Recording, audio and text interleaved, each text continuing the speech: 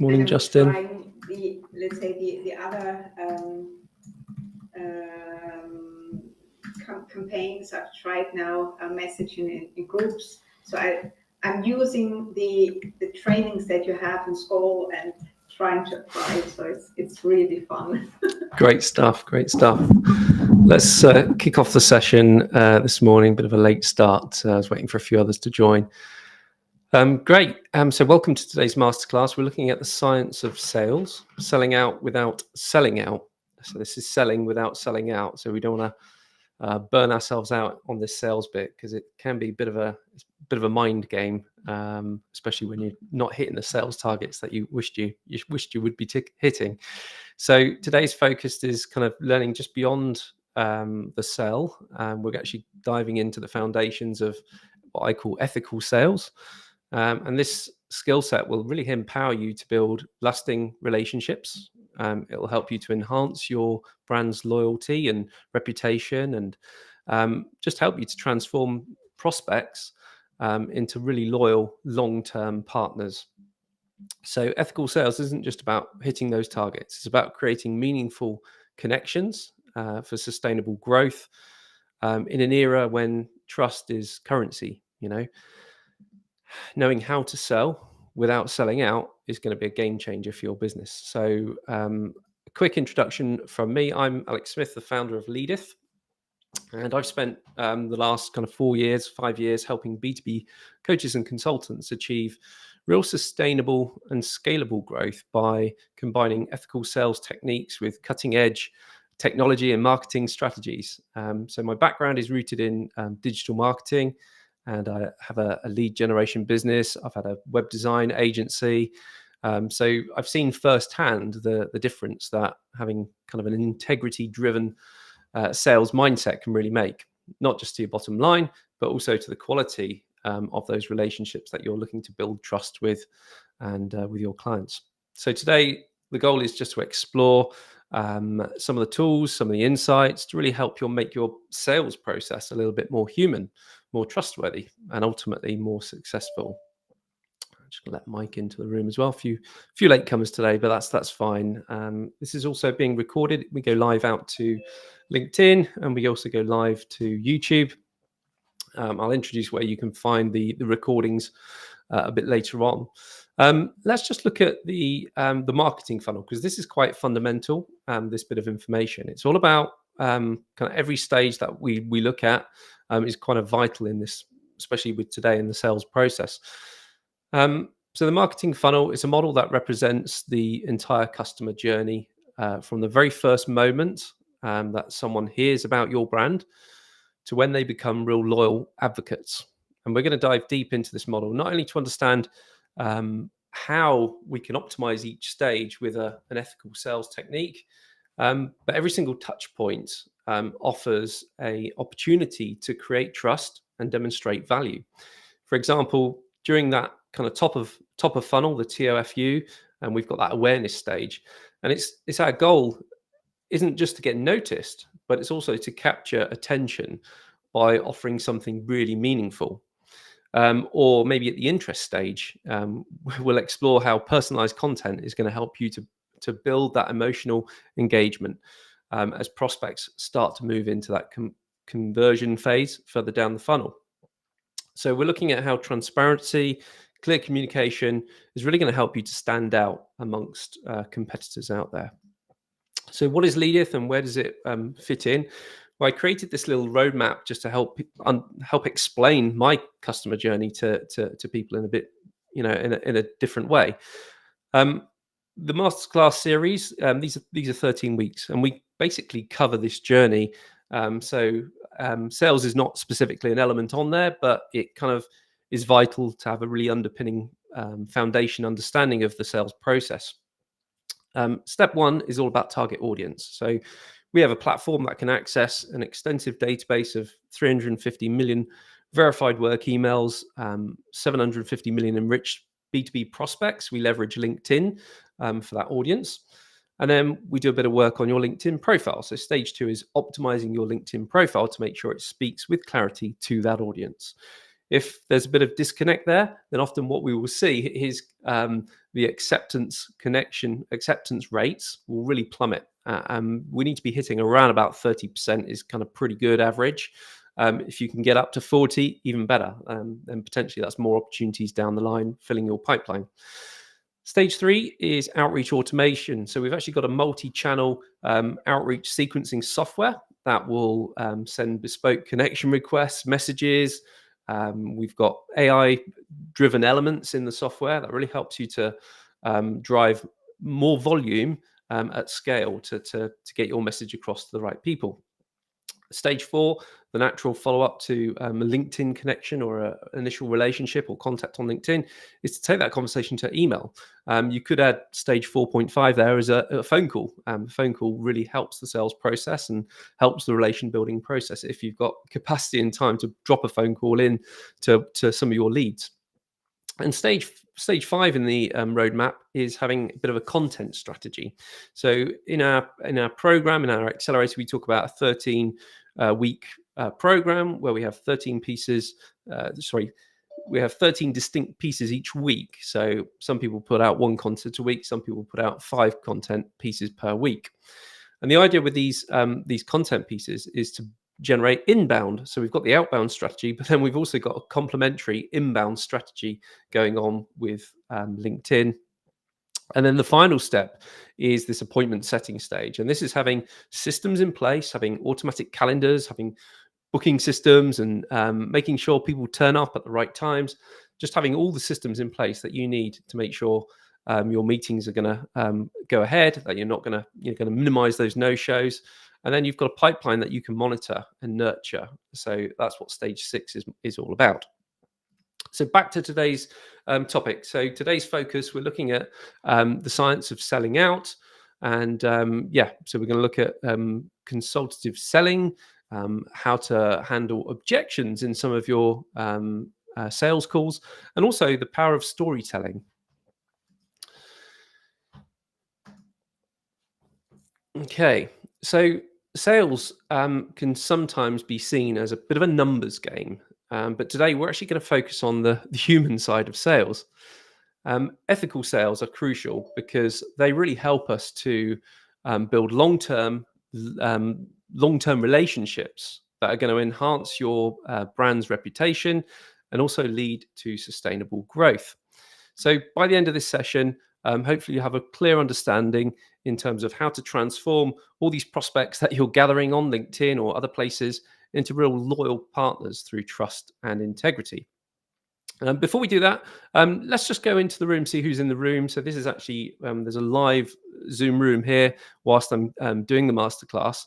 I just wanted to open it up, see if anybody would like to introduce themselves. Maybe we've got some sales experts here in the room as well. So feel free to turn your camera on, turn your mic on, introduce yourselves. And does anyone want to kick us off? Who we got in the room today?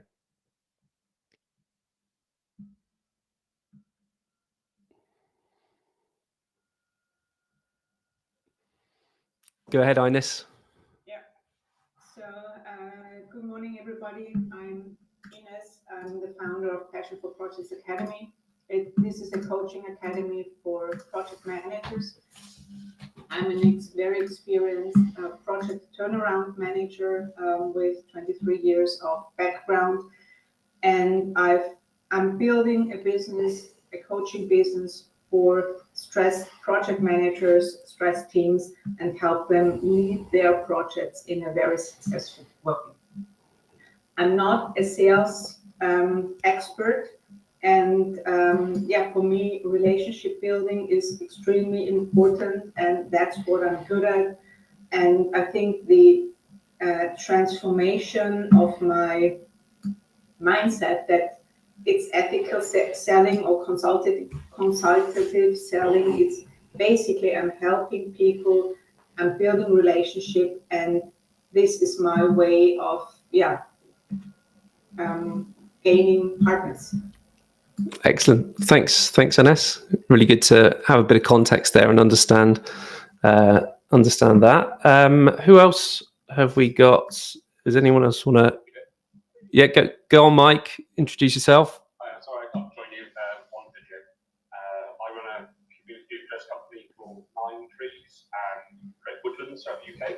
Wow. And basically, we'd like to convert more of our people who we talk with a lot, like lots of newsletter, lots of LinkedIn, to actually buying a tree or 9 trees or 900 trees, you know. And we plan all over the UK just to gather more information and try and put that into practice. Excellent. Thanks, Mike. A little bit different kind of business there, planting trees. We've got a Toastmaster.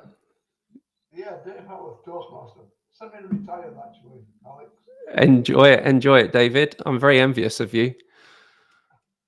No, it's not after dinner or wedding. It's Toastmasters International. You may have heard of them. Yes. 100 years old this month, actually. And I thought, yeah, interesting subject. Let me find out. The all clubs are not winning as well as they should do. So, yeah, let's go make the best of it. Otherwise, I'm silent and off video. Thanks. No worries. Thanks for introducing yourself, David. Welcome, Paul. Quick intro. Hi, guys. Yeah, my background, I run a company based out of Belfast called Octave Digital, and a large part of that is then helping companies understand LinkedIn and B2B, but I'm always needing to go back to basics, the fundamentals of sales. I actually quite enjoy sales now, but it's, as I say, you always got to learn from peers, people in the industry, and improve everything. So yeah, that's my background, and it was great to see your use of SMS reminders this morning, Alex. They're very useful when they're wanted. So Yes, yeah, they do the job, don't they? yeah. So thanks. Brilliant. Well, thanks, Paul, and thanks for joining us today. Let me just go back to the slide share. Morning, Justin. Good to see you. Welcome. You too. Great to see you again. Thank you for this morning. Good morning, everybody. I'm Justin Blake. I'm based in Sussex. I've got a consulting company called Conscious. Been in education for 30 years, and then the last sort of 5 years or so been working in education and the business and impact space. My consultancy helps support business development, accelerates growth and impact, helps with leadership development. I love connecting people together to create opportunities that add value, but also that add positive impacts in the world, either through education or through social purpose-led businesses. Great to meet you all this morning. Alex, thanks for the session. Brilliant. Thank you. So quite a wide variety of experience in the room, which is fantastic.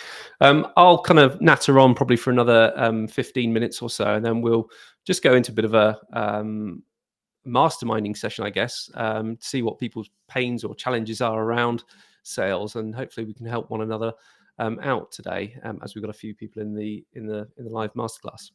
So why should we focus on this aspect of ethical sales?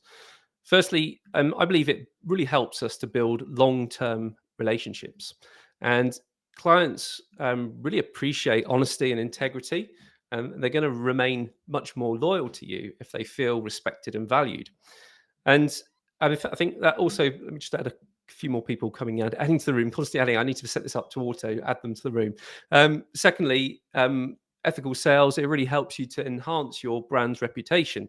So word of mouth is very powerful, and a good reputation can certainly bring in a lot more business than any advertisement can. So finally, ethical sales is going to help you to lead to a sustainable growth as well. I think, quick wins can boost those short-term sales, but that ethical practice is very much a long-term strategy. So there was a big report that came out. It's called The Long and Short of It. It was a marketing report, came out in 2000 possibly 2001. And they analysed the return value from long-term strategies to short-term strategies, and long-term strategies being things like branding. When someone has a new logo built, it's very difficult to see the return on that investment, and but the long-term factors really do outweigh it. So do look it up. It's called The Long and Short report on marketing. I think it's the Institution of Marketing brought that out. So think about the long-term game plan here with an ethical sales strategy. So one of the most effective ways that we can sell ethically is through what I call a consultative approach. And this means, firstly, focusing and understanding on your client's needs in a really deep way. I personally do this on my discovery calls with clients. I've got a few questions that prompt me, but it really helps us to then provide a really tailored solution that's going to address those needs. Rather than pushing a specific product, you're actually starting to position yourself as a trusted advisor. And this approach not only helps you in terms of making the sale, but it also helps to build a strong foundation for a very long-term relationship with a new client. So think about how you can adopt this selling approach. Maybe you can leverage digital quizzes, interviews to try and get a bit more information about your client. But the best way is a conversation.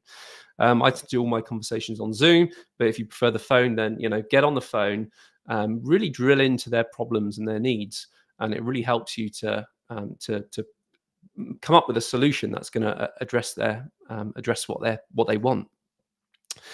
We look at kind of often what comes up in these sales conversations are things called objections, and these are a very natural part of that sales process. So rather than seeing an objection as a barrier, we're going to change our mindset and just view them a little bit differently. They're actually an opportunity to understand your client's concerns much better. So we can start by kind of listening and empathizing with their concerns. So if somebody comes up to you with an objection, just think, right, I just need to listen, repeat back to them what that objection may have been, empathize why that's such a relevant concern for them. And when you can do that and address it really concisely and directly and honestly, often that will help. And these objections often stem from a lack of information. It could be misunderstanding. So you can actually learn to kind of reframe these objections as opportunities to provide even more value. So you can turn a potential negative into a positive. A classic one that comes up all the time is the objection of time. The client might say, I just don't have enough time to implement this solution right now. And an example, maybe we can just respond and say, I completely understand that time is a precious resource for you, and it's challenging to find that right moment to find something new now.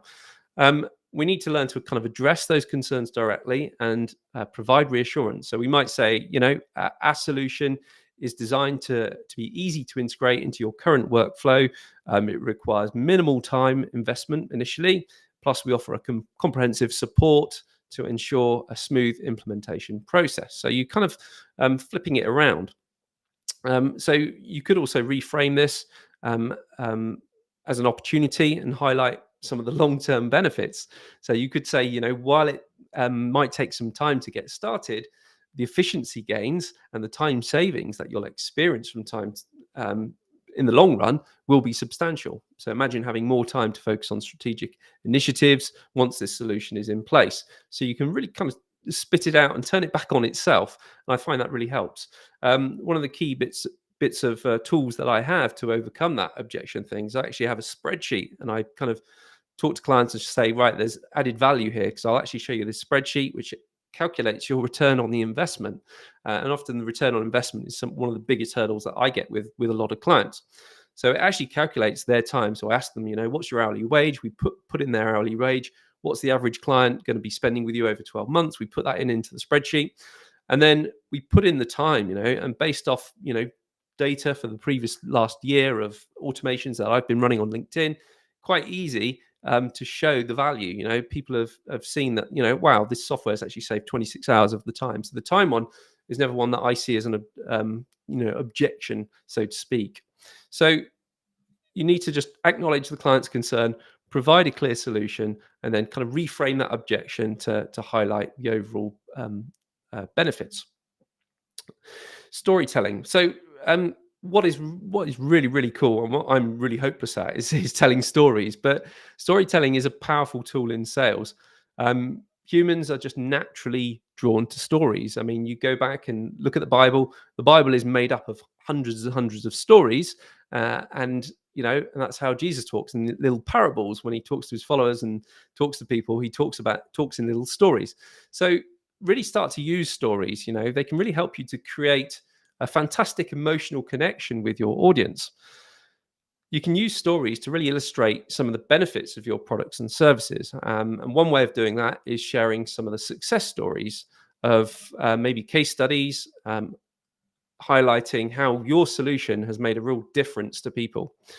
A well-told story is going to be very memorable, and it's going to resonate a lot more deeply than any facts or figures alone. So, and it's just that personal thing. No one can argue with your personal story. So, stories are very, very powerful. Recommendations and testimonials, these are really, really super handy to have. And if you've not got them yet, think about how you can start to get them, having maybe some beta clients that you can work with at a reduced rate just to get a few testimonials on board. If you can make the testimonials and recommendations really relevant to your prospects, that's going to improve that conversion rate no end as well. It just helps to drive those prospects into the next phase of that funnel, that sales pipeline, that process that we looked at right at the start.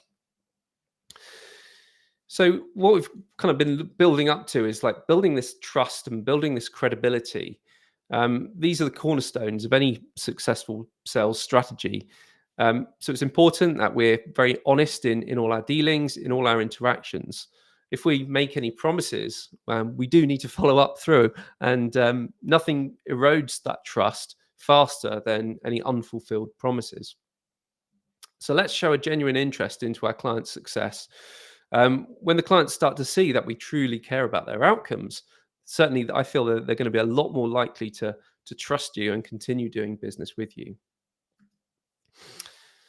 So let's look at some practical sales techniques that can help you to improve your sales approach. So think about effective questioning.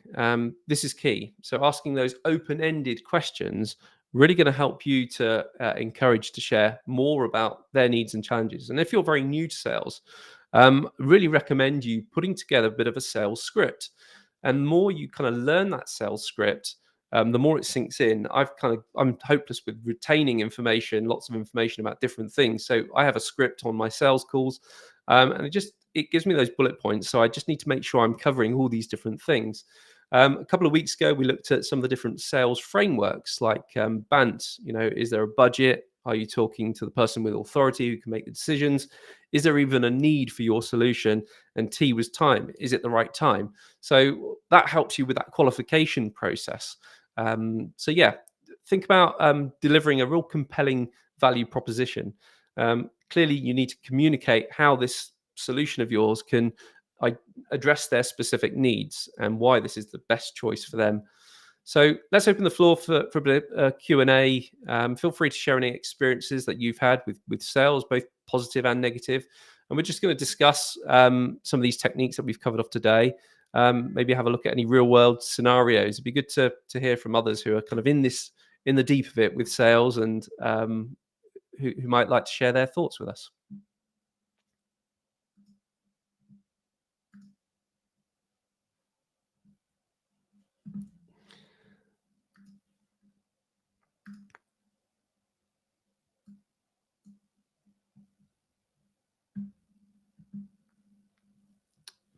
Anyone on the live call would just like to? Paul, go for it. The stage is yours. Yeah, it's interesting just to look at some of the common areas. I really like your approach to ethical sales, and I think that's certainly what I need to concentrate a lot more on as well, long-term partnerships. But a quick question about, it's almost like when you're trying to actually go through some of those questions, probing questions with a potential client or customer, and it comes down to, well, can you just send us a proposal? Yeah. Which I sometimes view as the line of death. Yeah.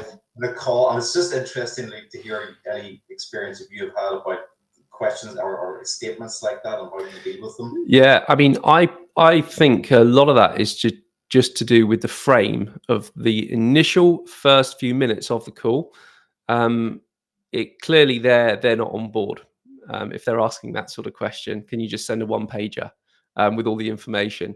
So I always think I've not done a good enough job to frame the call. And when we talk about frame the call, it's when you first get onto them, build a bit of rapport by all means. 1 minute, just say, hey, I noticed you're wearing a blue jumper like me today. You must have got the memo. Whatever that is, build that rapport. Look at their LinkedIn profile, because that's just oozing of relational stuff that you can share. Once you've done that, you can then just set the frame. And is it all right just to explain a little bit about the meeting, what's going to happen today? And then you dive into it. So the frame is setting out the expectations. So on this call, I'm hoping to dive into a bit more into your business, your stats, your problems, your pains, blah, blah, blah, whatever it is. And when you can kind of word all that, it works really well, I find. And they're much more on board. They've got buy-in. They know what to expect. They know how long the call's going to last for. This just really helps, I find, getting that frame right. When you get down to it, you've hopefully eliminated much of those objections. But if they're coming back to you with a hey, can you just summarize this and send it over on an email? I think you're kind of winning. You're on a losing battle there. We need to take control of the call again and say, other than the price, is there anything else that would stop you from, moving forward, and be a bit more direct like that. That can work quite well. Just a few thoughts. Anyone else have any further thoughts on that? Dealing with that dilemma of people not fully getting the buy-in on the call. Hi, Mike. Go ahead. Yeah, no, it's a really good question. Back to Paul's dilemma as well. I mean, we're in a scenario with we've got a sort of platform, and of course, what we've been told by, if you like, sales experts is don't do a harbour tour. Don't launch straight into a harbour tour, because you don't really understand until you've done the discovery. You don't really understand what the customer need is, and so you might be showing them stuff that they don't really need. But actually, in some ways, that a quick harbour tour actually accelerates the process in terms of discovery as well, and opens up questions and stuff like that. So it was an interesting one that I kind of like it was like, don't do it, but then actually we did it, and actually it can be quite useful, and it can sort of break down a few barriers there. But I think generally speaking, I think the approach that you've outlined, I kind of agree with that sort of discovery piece, asking the right questions. The other thing, I'm assuming you're coming at it from the point of view you've already identified, if you like, your decision-making unit, if you like, the person that is going to be either the buyer or the influencer, as opposed to you're coming into it and you want to find out actually who should I be talking to within the organization in terms of the selling point, or is this legitimate in that context as well? Yeah, so my thoughts were kind of more on that final closing call. But equally, you do need to make sure you're in front of the right person, or the right people are there in the room. That could be one of the objections. I've got to go speak to the wife or whatever. I've got to, speak to the finance director. I would love to get that cleared off right at the start of the call. Are they the right person to make the decision, or do we need to reschedule the meeting with the right people on the call, if possible? There's no right or wrong. It's a very fluid thing, the sales call, but it's being aware of overcoming those objections and turning them into positives, I think is a really good technique. Thanks. Thank you. Justin.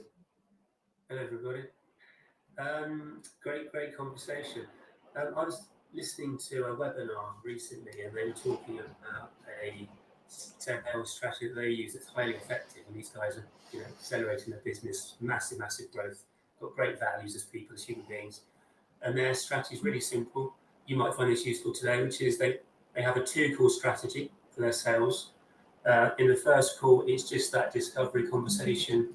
And it's not just, what's your pain points, what's your challenges, actually what's going really well, what can we amplify? You know, what can we really strengthen that's already really successful and a real strength to the business? So I don't just think about pain points and challenges, which is quite a kind of a typical way to approach sales.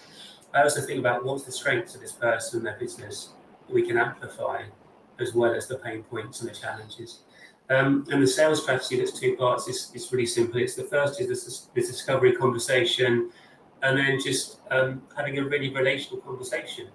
Actually, not really trying to sell to them.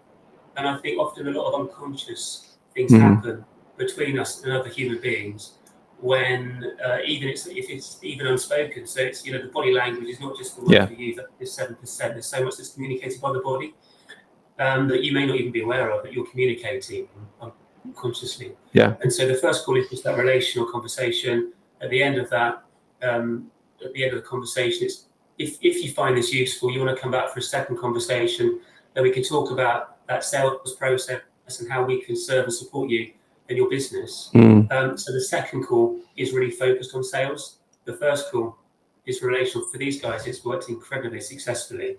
And I take a really similar relational approach. So it's a slower approach, but actually it builds a lot more trust and relationship, and removes fear and suspicion, you know, and people's concerns and questions and worries. So you might find that useful. No, that's really good, Justin. Yeah. It reminded me of just some of the techniques that I've used in the past, and certainly having that discovery call up front is really good. Takes the pressure of selling away. And it's often something that I say on the end of the masterclass. I say, if anybody wants to book a discovery call, I say leave your credit card at home. It's not about the sale. It's not about the sale. It's all about finding if there's a need, and if it's a right fit for them. So yeah, that's real key. Excellent, great. Any further comments or thoughts before we wrap this session up today? Yes, just another question, Alex. What's your guidance on the use of supporting materials like PowerPoints, or if you're meeting somebody in person, brochure or e-brochure? Do you think it's a bad thing, or? No, I think it depends. If your product is quite a technical product and it needs a lot of visual aids. I mean, I'm a visual learner, so for me, if I can see a bit of a slide pitch deck or a PowerPoint or anything like that, and it's very visual, that helps me to understand it in a lot more detail and retain it. Classic things is like people present their offering and they may have broken it up into maybe 4 or 5 pillars, and they have just a diagram showing the different pillars. Then for me, that's a really easy way to remember it. Remember the components of the offer. So for me, I actually like it. Recently, I've moved on to a full-on.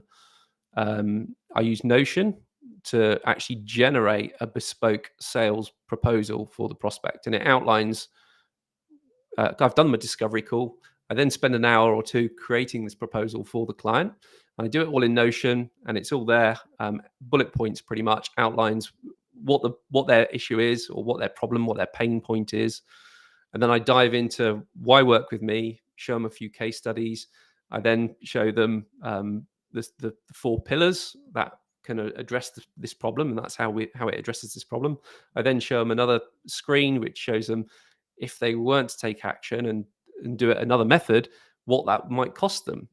So I tend to just show them a Glassdoor.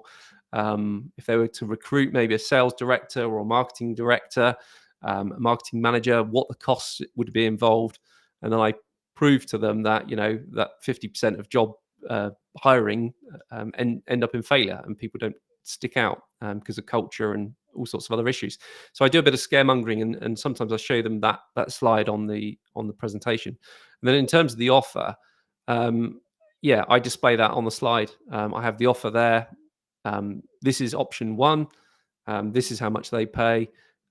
It's all clear. This is option 2. And then if they request a copy of it at the end of the call, I either send them the recording rather than the actual document. I just tend to send them a recording of the sales call if anybody wants to refer back to it. But yeah, big fan of having those visual aids. I think it really helps. And if they can see you've taken time to personalize it with their logo in the top corner, and you've, they're seeing you as a growth partner and seeing you as someone, who's fully invested, fully on board to see them succeed. So yeah, that would be my take. Okay, thank you. Yeah. So just going to wrap this up now. So yeah, any key takeaways from anyone from today's discussion? Is there anything stood out that they would like to share?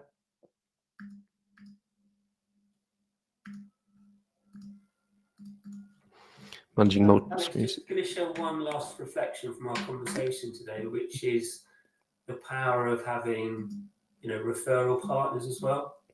When someone recommends you to me, who I trust and know and respect, actually, the research shows that, and we know from experience as people anyway, Yeah, that actually there's a greater level of openness and interest. for sure. So there's a lot of business that I know or work with where a lot of their work is actually generated by referral partnerships or just a recommendation or an introduction from someone that they know and trust. And they don't then really have to do much selling. There isn't much resistance. The person's coming inbound, open, interested because of a recommendation. So I'm just sharing that as a takeaway reflection as well, just the power of recommendations and referrals. And Yeah, you're absolutely right. It jump starts that whole relationship building process. You're not starting from zero. Someone else has done all that credibility piece for you. And yeah, definitely agree with that completely.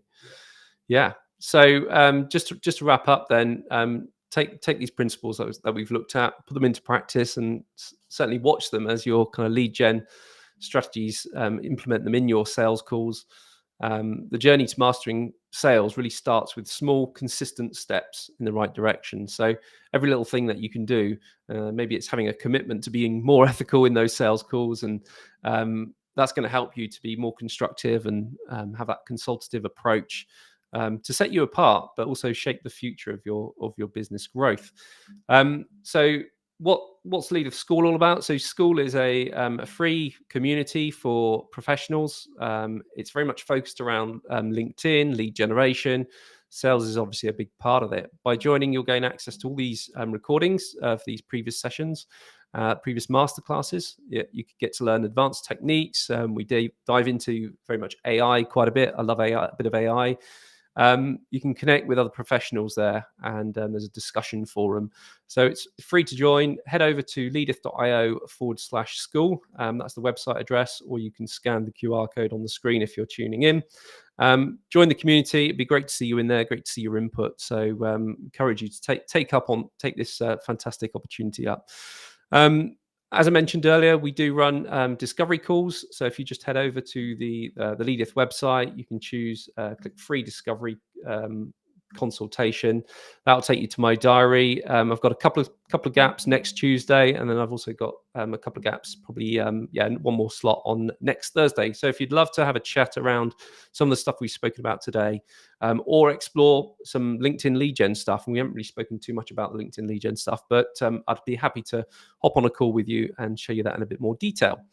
So once again, thank you very much for joining today's masterclass. Next week, we move on to the client retention code. So this is very much about client satisfaction surveys, exclusive offers for repeat clients, ensuring you've got effective feedback loops built into your business. So we'll look at that next Tuesday, and that's the same time, 9:30. It'd be great to see you there. So I'm going to say goodbye for now. Thanks for joining, and yeah.